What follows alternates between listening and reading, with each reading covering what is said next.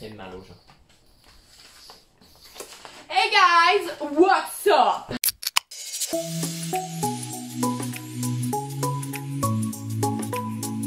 Allô mes amours, j'espère que vous allez bien. Aujourd'hui, on se retrouve dans une nouvelle vidéo à propos de TikTok que vous m'avez demandé. En fait, je vous ai demandé sur Instagram de choisir entre deux sortes de vidéos et la plupart m'ont dit qu'ils voulaient une vidéo sur Dixie D'Amelio. Donc aujourd'hui, je vous fais cette vidéo. Donc vous allez voir, j'ai pas beaucoup d'informations sur Dixie malheureusement. Quand j'ai cherché son nom, il y avait rien qui apparaissait à part des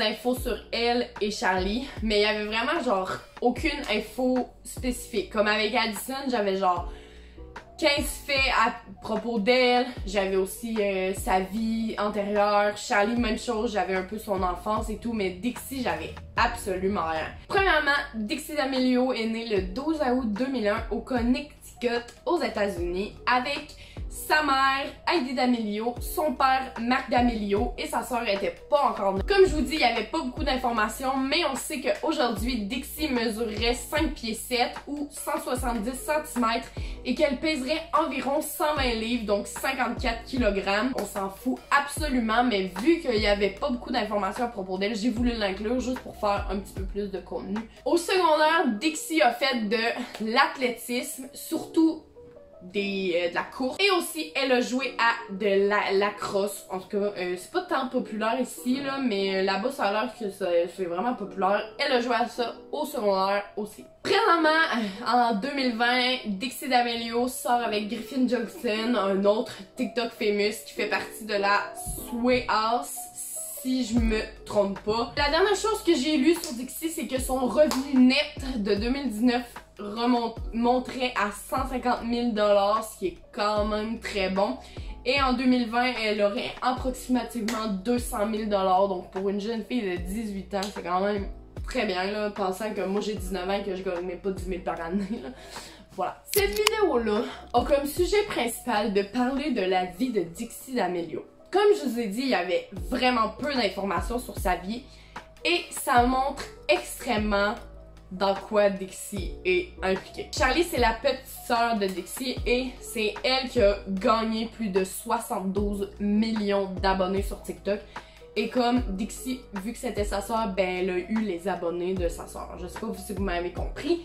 Mais en gros, entre les deux, c'est Charlie qui a percé. Et là, ben, vu que c'était sa sœur, tout le monde s'est mis à l'aimer aussi. Donc, Dixie, si je me trompe pas, a environ 30 millions d'abonnés, un petit peu moins que ça. Pourquoi la vie de Dixie n'est sûrement pas facile? Ben, d'un, Charlie prend pas mal toute la place dans les deux sœurs. Donc, imaginez comment Dixie doit se sentir comme sous les projecteurs de sa sœur. En fait, elle doit sentir que la popularité qu'elle a, c'est grâce à sa sœur et grâce à personne d'autre, et qu'elle est plus représentée comme la sœur de Charlie et non comme Dixie D'Amelio. Aussi, avant qu'elle sorte sa chanson Be Happy, sur Google, quand tu recherchais Dixie D'Amelio, ça sortait, ben, que c'était écrit sœur de Charlie. Tandis que Charlie D'Amelio, c'est vraiment écrit personnalité publique. Ça doit être extrêmement dur de vivre comme ça, genre entre les deux sœurs, il y en a une qui perce, puis ben l'autre perce à cause d'elle. Surtout avec 70 millions d'abonnés, là, tu sais, je dis pas genre, elle aurait genre 500 000 abonnés, puis là, ben genre Dixie aurait 60 000. Mais là, elle a genre 70 millions d'abonnés, elle a plus de 20 millions d'abonnés sur Instagram, donc c'est fou. Justement, quand elle a sorti sa chanson Be Happy, la plupart des commentaires c'était genre, elle essaie de se trouver une personnalité, elle essaie d'être autre chose que la sœur de Charlie, elle veut autant percer qu'elle, mais ça marchera pas. Elle essaye de devenir plus populaire que sa sœur. Genre, c'était vraiment des commentaires négatifs à propos de genre, elle sait pas chanter, elle veut juste se trouver une personnalité.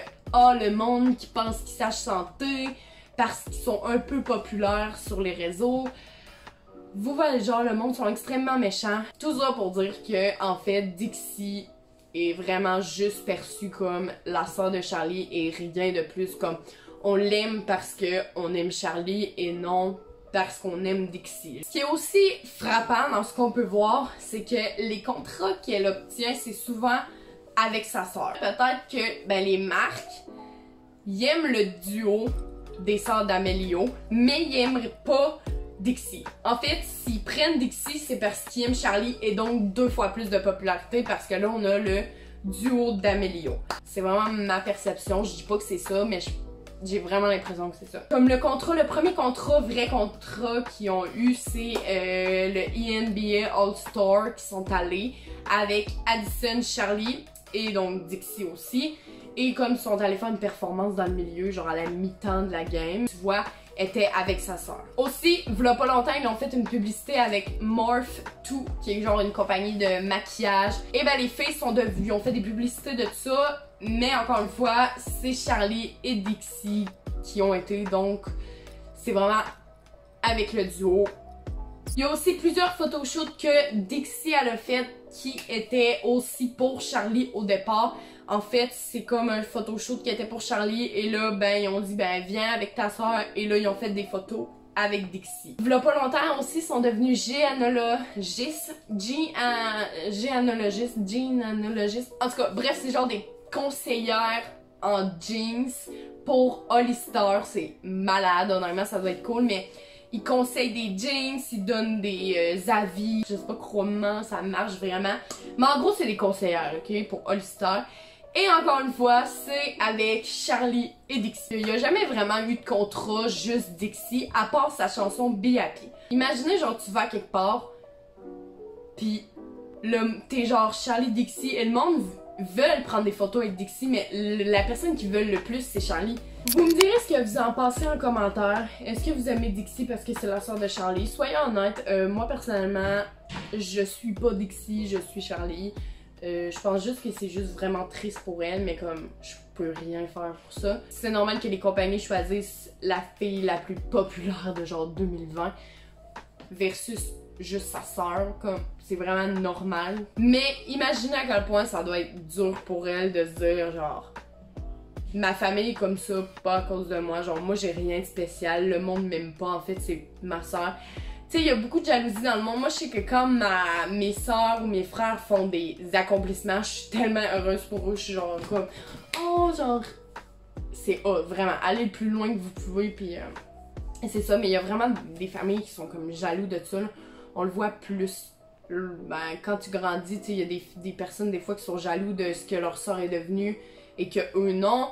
Ou genre, ben, il y a une enfant qui a eu plus d'attention que les autres par rapport aux parents, et là, ça crée de la jalousie. Je dis pas que c'est ça parce que pour vrai, Charlie, elle aime tellement sa soeur, elle fait tout le temps des vidéos promotionnelles de sa chanson, elle aime sa soeur, puis Dixie, elle s'en fout tellement, genre, de pas être populaire à cause de ça.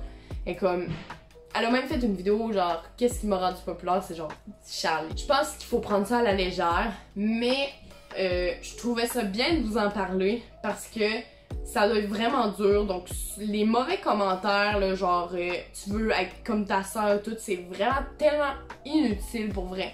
Genre pensez à quel point ça doit la... Elle se le fait sûrement dire à chaque jour, elle doit le ressentir à chaque jour.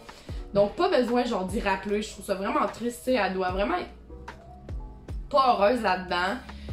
Autant qu'elle est heureuse pour sa soeur, autant qu'elle est comme genre ben moi j'ai rien de spécial, et c'est extrêmement dur pour un enfant de pas se sentir spécial. Donc j'espère que vous avez aimé cette vidéo, n'hésitez pas à mettre un j'aime, à commenter et à partager, et sur ça je vous dis bonne soirée, bon matin, bon après-midi, peu importe quand vous l'écoutez, et nous on se dit à la prochaine, bye, je vous aime.